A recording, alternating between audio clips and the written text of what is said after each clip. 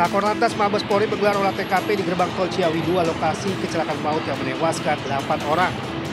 Petugas menggunakan metode traffic accident analysis serta menggunakan kendaraan truk pengangkut air mineral yang memicu kecelakaan. Polisi juga mengecek sisa-sisa pengereman truk dan petugas juga menggunakan alat 3D laser scanner untuk mensimulasikan kondisi sebelum, saat dan usai kecelakaan serta kecepatannya.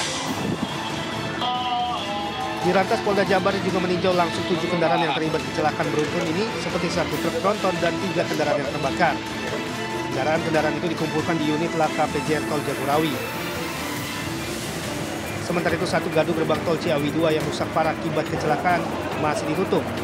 Petugas telah mengganti dan memasang mesin pembayaran otomatis dan portal. Sedangkan 2 gardu lainnya yang ikut rusak sudah beroperasi kembali. Sebelumnya 7 kendaraan terlibat kecelakaan maut di gerbang tol Ciawi 2 Selasa malam. Kecelakaan ini mengakibatkan 8 korban tewas dan 11 korban luka-luka dilarikan ke RSUD Ciawi. Kecelakaan bermula saat truk tronton bermuatan air mineral menabrak 7 mobil yang tengah mengantri pembayaran tol. Diduga tronton alami remblong hingga hilang kendali lalu menabrak kendaraan yang antri di gate tol. Tabrakan ini juga mengakibatkan 3 kendaraan terbakar. Tim Liputan melaporkan. Remblong. Duh, banyak. Nggak tahu korbannya ada berapa. Malang memang tidak dapat ditolak dan untung pun tidak bisa diraih. Keluarga Yana Mulyana, warga kota Sukabumi, Jawa Barat, yang menjadi salah satu korban tewas dari kecelakaan maut di gerbang tol Ciawi Bogor ini tidak menduga jika minibus hitam yang ditumpangi korban bersama istri, anak, dan 3 rekannya ditabrak truk galon hingga terbakar. Akibat kerasnya tabrakan tersebut membuat nyawa Yana Mulyana tidak dapat ditolong. Menurut keluarga almarhum, kabar menyedihkan yang menimpa anggota keluarganya itu diketahui setelah mereka dihubungi pihak kepolisian. Mengetahui hal itu, mereka langsung ke rumah sakit untuk memastikan dan mencari keluarga yang masih selamat. Kakak sepupu korban, Tuti Nurmayanti, mengungkapkan rombongan ini rencananya akan berangkat ke Bekasi untuk mengambil barang atau peralatan pekerjaannya sebagai pekerja bangunan. Namun siapa sangka, kendaraan yang ditumpangi korban bersama istri, anak, dan 3 temannya diseruduk truk galon hingga terbakar hebat. Yana Mulyana tewas di tempat, sedangkan sang istri dan anaknya yang masih berusia 3 tahun mengalami luka ringan. 2 rekan Yana, yakni Dasep dan Yosep, juga mengalami luka ringan. Hanya Wahyudin yang mengalami luka berat. Duka pun menyelimuti rumah keluarga almarhum yang berada di kawasan Cikole, kota Sukabumi, Jawa Barat. Yang satu yang di belakang. Oke, itu kondisinya pas ibu ke sana seperti apa? Kalau yang anak kecil habis dijahit, masih ini istrinya tuh sadar tapi memang habis luka-luka. Yang kedua memang agak nggak terlalu parah. Nah, yang di belakang memang agak parah.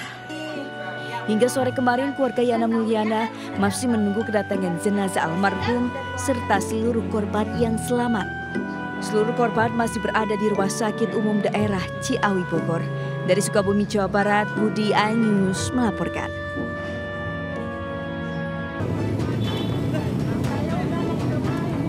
Pemirsa, aparat Polsek Cengkareng, Jakarta Barat menangkap pelaku pengerusakan kaca mobil di Jalan Lingkar Luar Cengkareng. Dalam video yang viral di media sosial, pelaku mengendarai sepeda motor berboncengan dengan istri dan anaknya. Pelaku kemudian turun dari motor dan memecahkan kaca belakang mobil. Pemilik mobil sempat meminta pertanggungjawaban terhadap pelaku, namun tidak dihiraukan. Usai peristiwa tersebut, polisi bergerak cepat mencari keberadaan pelaku hingga akhirnya berhasil ditangkap di rumahnya di kawasan Cengkareng, Jakarta Barat. Dari hasil pemeriksaan sementara, pelaku melakukan pengerusakan tersebut karena emosi usai tersenggol mobil dan terjatuh saat melawan arus lalu lintas. Motifnya hanya emosi sesaat, saya pikir, karena mereka bersenggolan pertamanya dan pelaku waktu itu salah jalan, jadi melawan arus. Saat ini pelaku masih menjalani pemeriksaan intensif oleh pihak kepolisian di Mapolsek Cengkareng, Jakarta Barat. Dari Jakarta, Miftahul Gani, iNews melaporkan.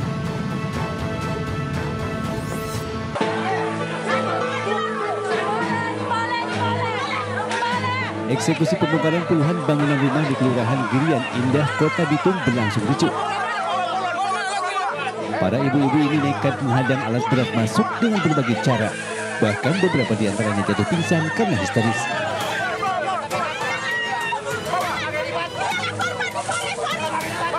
Kericuhan pun akhirnya mereda setelah aparat Polres Bitung tiba di lokasi dan menenangkan warga. Sekitar 70 meter persegi lahan milik keluarga Batuna, bekas ekvat ini telah dibangun 20 rumah oleh beberapa warga dan kini menjadi objek eksekusi. Menurut sejumlah warga, eksekusi pembongkaran rumah ini tidak sesuai batasannya. Meski mendapat penolakan, namun proses eksekusi tetap dilakukan. Alat berat mulai terlihat membongkar satu persatu rumah warga.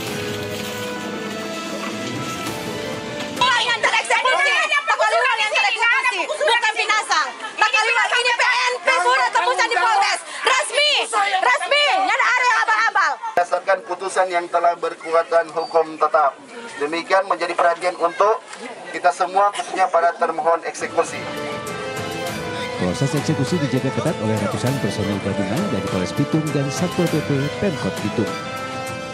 Dari Bitung, Sulawesi Utara, Fransain Galungo, iNews melaporkan.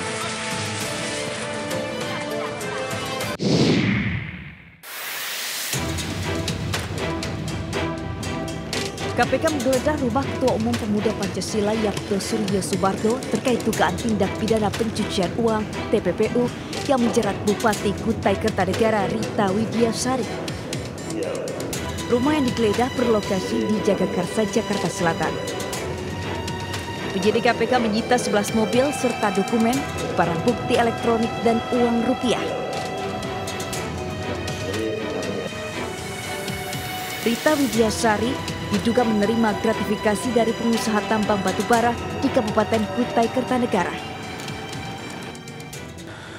Adapun dari kegiatan penggeledahan tersebut, penyidik menyita 11 kendaraan bermotor roda 4, uang rupiah dan falas, dokumen dan juga barang bukti elektronik lainnya. KPK tentu akan menyampaikan update terkait dengan penanganan perkara ini pada kesempatan berikutnya. Sebelumnya KPK juga menggeledah rumah politikus Nasdem Ahmad Ali pada Selasa terkait perkara yang sama. KPK juga menyita dokumen berupa uang, tas, dan jam.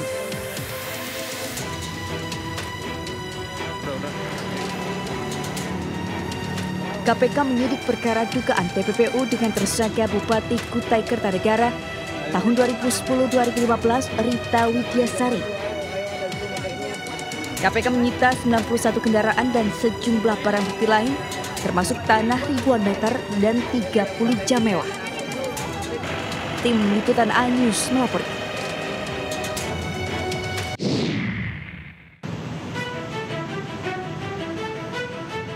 Setelah sempat tertunda, sidang pra-peradilan yang diajukan Sekretaris Jenderal PDIP Hasto Kristianto akhirnya digelar di Pengadilan Negeri Jakarta Selatan. Pra-peradilan ini untuk menguji keabsahan penetapan Hasto sebagai tersangka dalam kasus dugaan suap dan perintangan penyidikan yang melibatkan Harun Masiku. Kuasa hukum Hasto, Roni Talapesi, menyatakan timnya sudah siap menghadapi persidangan dengan membawa bukti dan saksi yang diperlukan. Roni menyebut dalam putusan pengadilan yang telah berkekuatan hukum tetap tidak ada satupun bukti yang mengaitkan Hasto Kristianto. Pihaknya menilai tuduhan tersebut tidak berdasar dan tidak didukung bukti yang kuat. Sidang pra-peradilan ini sebelumnya dijadwalkan pada 21 Januari 2025, namun ditunda karena ketidakhadiran pihak KPK. Hakim Tunggal, Jumiamto, menyebut bahwa KPK telah mengirim surat resmi untuk meminta penundaan. Pra-peradilan ini adalah ruang di mana kita menguji sah tidaknya status seseorang, kemudian terkait dengan penyitaan barang bukti. Tentunya ini adalah pengadilan tempat kita bisa melakukan koreksi tentunya kepada hal-hal yang menurut kami secara hukum tidak sesuai. Sebelumnya pada 24 Desember 2024, KPK menetapkan Hasto Kristianto sebagai tersangka dalam kasus dugaan suap terhadap mantan komisioner Komisi Pemilihan Umum KPU Wahyu Setiawan yang juga melibatkan Harun Masiku. Hasto diduga terlibat dalam upaya perintangan penyidikan kasus tersebut. Dari Jakarta, Jen Cahyani, Ahmad Putra, iNews melaporkan.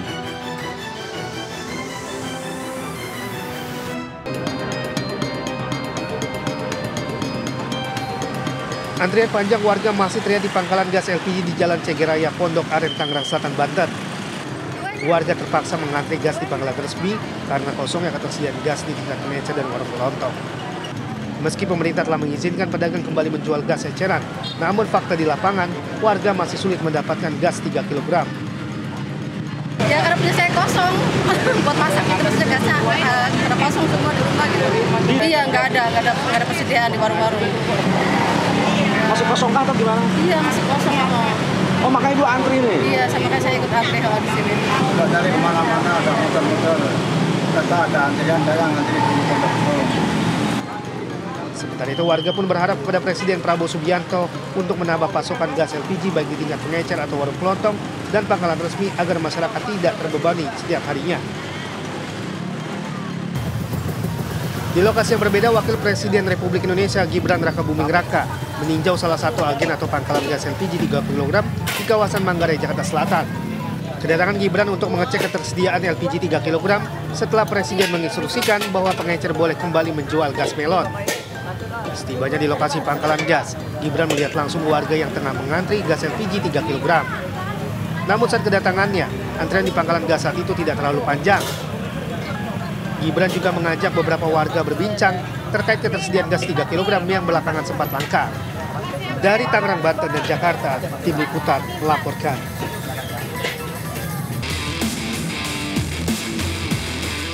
Jelang Piala Asia U20 yang akan digelar di Cina mulai 12 Februari nanti, tim asuhan Indra Syafri sudah melakukan serangkaian latihan dan juga proses seleksi pemain yang ketat.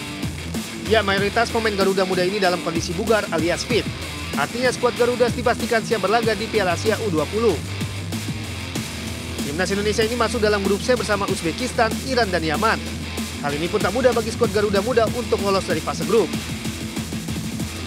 Maka dari itu pelatih Timnas U20 Indra Syafri sebelum berangkat ke Cina, dirinya menyebut fokus persiapan latihan meliputi pemahaman taktikal hingga pertahanan. Sementara Indra Syafri sudah memutuskan untuk membawa 23 pemain untuk masuk skuad Garuda Muda. Yang paling penting di samping kita harus piawai untuk merancang game plan kita, tetapi kita juga harus piawai bagaimana merancang strategi berturnamen. Ini yang kita setiap hari melakukan simulasi-simulasi dengan tim pelatih dan juga sporting dari tim ofisial lainnya, apa-apa hal yang perlu kita lakukan. Dalam daftar pemain tersebut ada 3 nama abroad yang bakal diandalkan. Yang pertama, Jens Raven, yang merupakan striker andalan Indra Syafri. Pemain naturalisasi ini sudah menunjukkan tajinya. Dari 14 penampilannya bersama Timnas U20, Raven sudah membukukan 7 gol. Yang kedua ada Welber Jardim. Kali ini dirinya disulap oleh Indra Syafri untuk bermain di sektor gelandang. Pemain Sao Paulo ini bakal mengatur ritme permainan skuad Garuda di Piala Asia U20 2025. Nah, yang terakhir Marcelinus Amaola yang berkarir di klub Spanyol UD Logroñés. Berbeda dengan Raven dan Jardim, dirinya tercatat baru main pada 5 pertandingan resmi.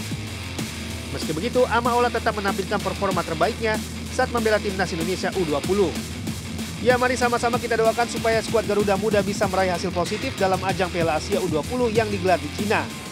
Tim Liputan melaporkan.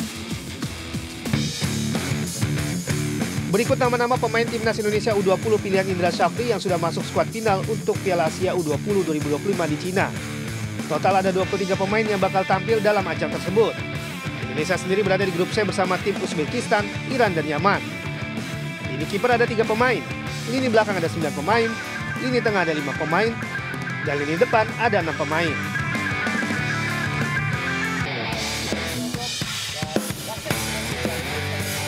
Timnas Garuda meraih hasil membanggakan dalam turnamen futsal internasional Four Nations World Series 2025 yang digelar Federasi Futsal Indonesia atau FFI. Melawan tim-tim hebat seperti Argentina, Jepang, dan Arab Saudi, Timnas Garuda berhasil meraih posisi runner-up. Pada pertandingan terakhirnya, tim asuhan Hector Souto berhasil melibas Arab Saudi pada laga terakhir dengan skor meyakinkan 3-0. Tampil di hadapan para pendukungnya di Jakarta International Velodrome, Jakarta Timur, Timnas Garuda tampil percaya diri dan mampu mengendalikan jalannya pertandingan. Sementara itu pada pertandingan lain, tim juara dunia futsal 2016, tim Tengo Argentina, berhadapan dengan tim langganan juara futsal di Asia, Jepang. Pada pertandingan ini, kedua tim menampilkan permainan cantik dengan saling menyerang untuk mencari poin penuh. Namun kedua tim harus puas dengan hasil imbang 1-1. Hasil ini cukup memastikan bagi Argentina untuk keluar sebagai juara turnamen futsal Four Nations World Series 2025 setelah memuncaki klasemen dengan 7 poin. Disusul posisi runner-up Timnas Futsal Indonesia dengan poin 6 dan Timnas Jepang di posisi 3 dengan 4 poin. Sementara Arab Saudi harus puas di posisi terakhir tanpa membawa pulang poin dari turnamen ini. Tim Liputan iNews melaporkan.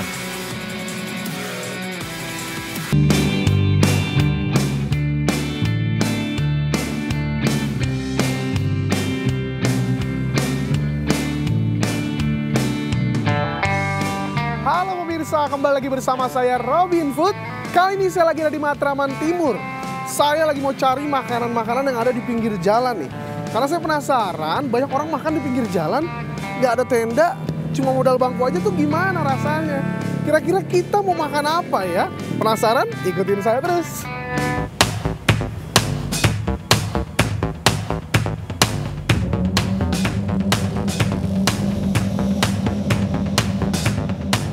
Nah, kayaknya saya lagi menemukan tempat makan yang ada di pinggir jalan nih kalian pemirsa. Ini makanan apa? Somai? Laksa. Laksa. Iya. Laksa sejenis makanan apa tuh? Laksa makanan khas Betawi. Makanan khas Betawi? Iya. Tapi yang dagang orang Sunda? Ya, yang dagang orang Bogor. Seperti apa sih laksa itu, Bang? Ya. Ada apa aja? Ini kuah. Kuahnya kunyit, kelapa. Oke, kuah santan gitu? Ya, kuah santannya, Bang. Isinya apa aja? Isinya toge, tahu, ketupat, oncom, sama bihun, sama kemangi. Oh, ternyata sayur-sayuran ya? Ada toge, iya, oncom, kemangi. Saya semakin penasaran laksa ini seperti apa. Kayak kuahnya itu wangi rempah banget. Saya semakin penasaran, saya pesan satu boleh? Boleh. Makannya di mana? Di sini? Boleh di sini, boleh di sebelah sana, Pak. Terkabulkan permintaan saya mau makan di pinggir jalan. Kali ini saya mau pesan laksa. Penasaran laksa seperti apa, isinya apa aja? Ikutin saya terus.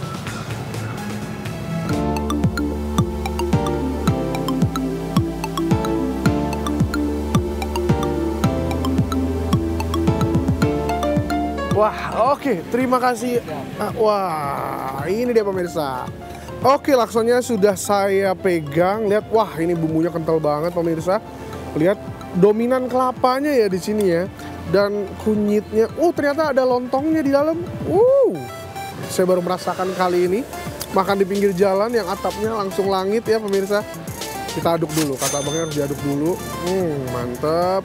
Kita coba pemirsa. Yuk, makan yuk.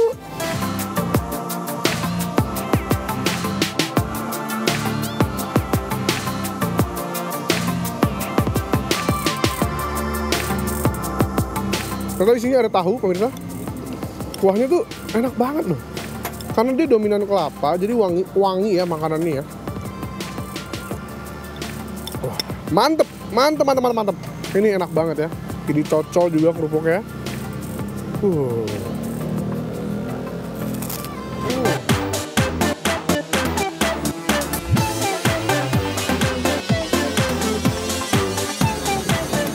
Recommended buat teman-teman, pemirsa semua, anak sekolah yang ada di sini juga. Kalau lagi di Matraman Timur boleh mampir pinggir jalan sini. Laksanya enak banget. Dan pemirsa, ada oncomnya. Kita makan yuk.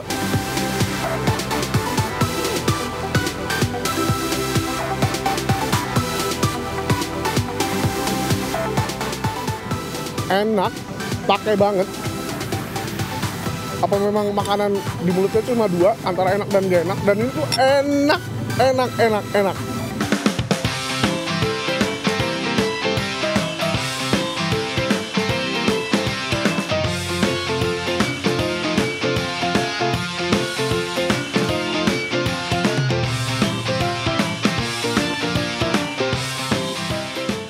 Bang, makan laksa doang, nggak makan togenya. Nah, emang ini makanan, Bang? Makanan toge goreng ini. Wah, berarti beda sama laksa? Beda. Wah, kalau gitu nih, saya jadi pengen makan lagi pemirsa. Semakin banyak orang yang ngajak saya makan, saya akan makan terus. Boleh Bang, satu porsi? Boleh. Oke, kita lihat cara pembuatannya pemirsa. Ternyata nih bukan hanya toge aja gitu sih. Juga bukan. Ada mie, kucai, kupat, oncom. Oh, hampir sama kayak laksa tadi. Sama, oncom. Bedanya apa? Cuma beda bumbu doang. Kalau laksa kuah, saya tauco bumbunya. Waduh, tauco tuh kaya rasa pemirsa. Saya semakin penasaran. Lanjut bikinnya, Bang.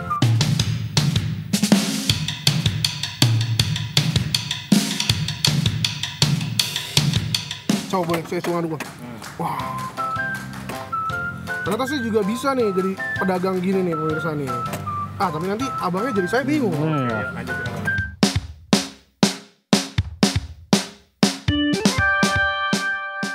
Wah, ronde 2 sudah hadir. Kali ini ronde 2 pemirsa ya, toge goreng. Tapi saya bingung, ini toge goreng, tapi kenapa nggak digoreng? Kenapa bang sih ini toge goreng? Oh, ini mah udah zaman banyak udah gini. Oh, berarti nggak ada minyak-minyaknya gitu? Nggak ada.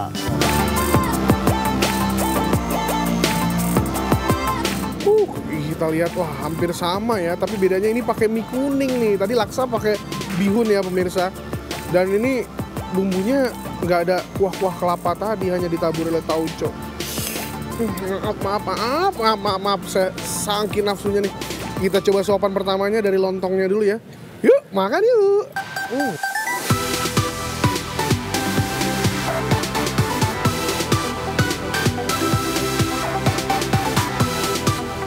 Meriah rasanya, seger ya. Saya suka banget.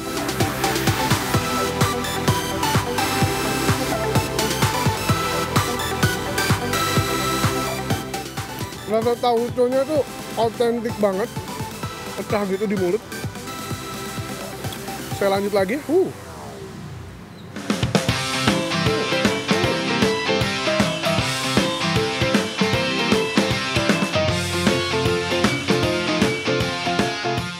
Ini adalah temannya si laksa dan temannya si toge goreng. Kerupuk.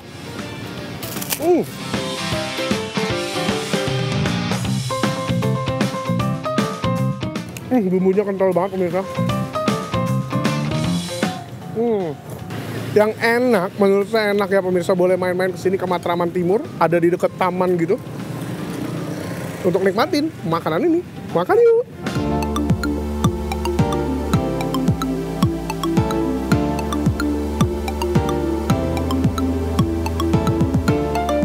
Karena letaknya di pinggir jalan, jadi makanan daerah itu ramah kantong semua pemirsa.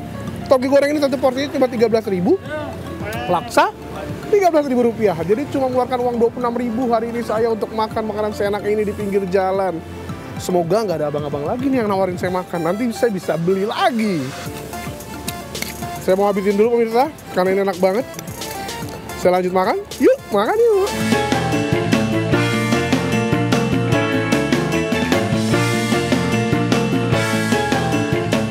Oke pemirsa, saya sudah selesai makan 2 porsi. Gak hanya 2 anak yang cukup, 2 porsi juga cukup. Buat pemirsa yang penasaran, boleh jalan-jalan ke Taman Matraman Timur. Gak usah bawa banyak-banyak uang. Bawa 50.000 aja udah kenyang pemirsa. Kalau gitu saya mau lanjut cari-cari makanan. Sampai jumpa.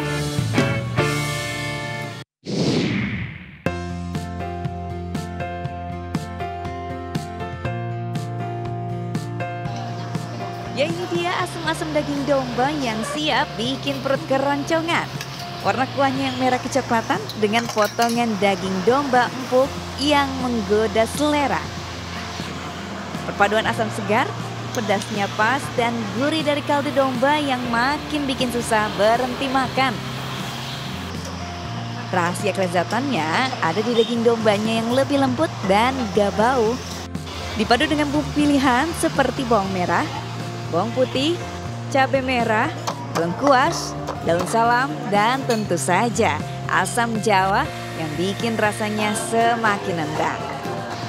Semua bahan direbus perlahan sampai bumbu meresap ke dalam daging, bikin setiap suapan penuh rasa. Begitu mendidih, wangi rempahnya langsung menyeruak menggugah selera. Sebelum disajikan, taburan bawang goreng bikin aromanya makin sedap. Saat disajikan, tampilannya benar-benar menggoda. Kuahnya yang kental dengan potongan daging domba yang juicy, siap memanjakan lidah Anda. Tambahkan kerupuk dan segelas es teh manis. dijamin makan jadi semakin nikmat.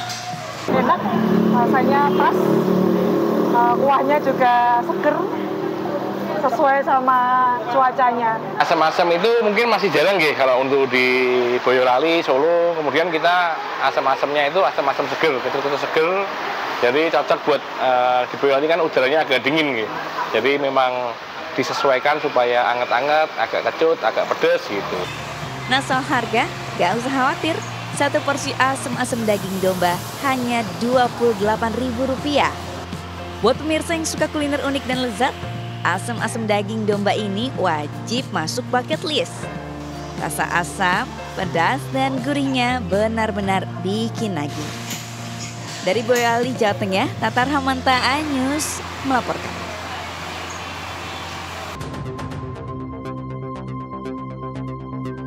Pasca banjir bandang yang menerjang Desa Wonoboyo, Kecamatan Kelabang, Bondowoso, sebanyak 111 rumah warga rusak. Dengan 95 rusak ringan dan 16 rumah rusak berat, 3 diantaranya bahkan terhanyut banjir. Selain itu banjir juga menghancurkan 4 dam, 1 jembatan, dan menyebabkan jalan amblas. Banjir juga membawa material lumpur yang masuk dalam rumah dan sekolah. Warga pun bergotong royong membersihkan rumah dan menyelamatkan sejumlah barang berharga mereka. Warga sekitar aliran sungai mengaku takut untuk kembali ke rumah lantaran air sungai tetap besar jika hujan turun cukup lama. Pukul 8, terus pukul 9, 10. Hujan tidak ada. Jadi mulai pukul 8 ya? Iya, terus ke 9, 10 itu. Airnya semana tadi malam tingginya, Pak? Kalau tadi malam itu, tapi besar, tapi besaran tadi malam itu. Sementara sebagian warga masih mengungsi di rumah kepala desa dan kerabat. Sebelumnya banjir disebabkan curah hujan tinggi. Untuk mencegah banjir susulan, pemerintah kabupaten bersama TNI Polri kini mengupayakan penutupan tanggul pembatas yang jebol agar jika air datang tidak langsung menerjang permukiman warga. Dari Bondowoso, Rizky Amirul, News melaporkan.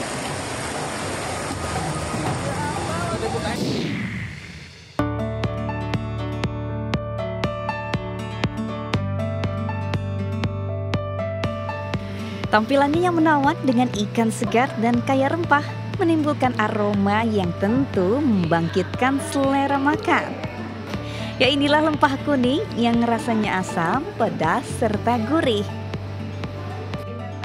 Untuk membuatnya diperlukan bahan-bahan seperti cabai, bawang merah, bawang putih, kunyit, jahe, serai, terasi, lengkuas, garam, gula, air perasan asam jawa, air perasan jeruk nipis, dan ikan laut segar.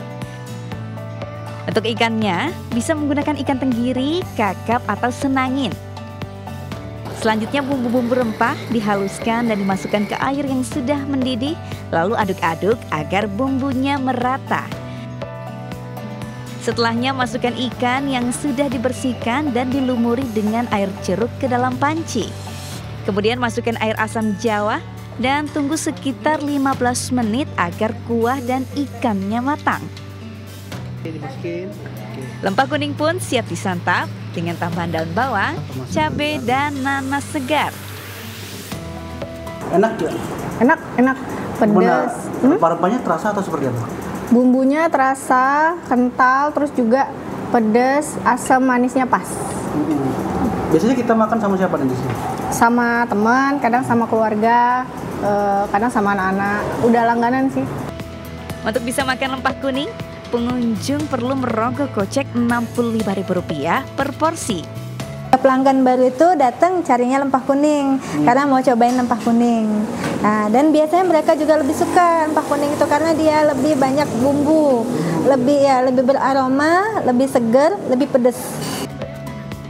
Nah pemirsa, jika Anda penasaran dengan menu yang satu ini, Anda dapat datang langsung ke resto di Jalan Poliloro Pakjo, Palembang. Dari Palembang, Sumatera Selatan, Bambang Irawan, News melaporkan.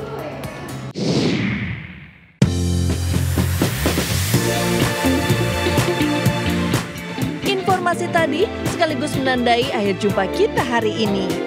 Jangan lupa mengakses dan memperbarui informasi yang kami tayangkan tadi melalui portal okezone.com seperti tertera di layar kaca. Selamat pagi, selamat beraktivitas, dan sampai jumpa.